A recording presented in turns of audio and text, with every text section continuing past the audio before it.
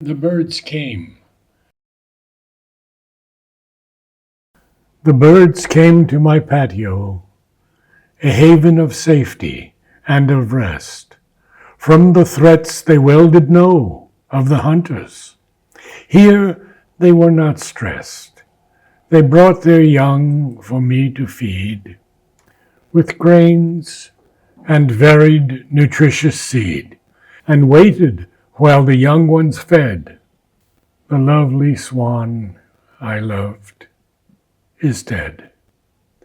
By some crackers on the road, who ran her down beneath their wheels, raving mad youths, who carry the load of bigotry and hate that seals the heart and mind in bitterness, unmindful of the earth's regress.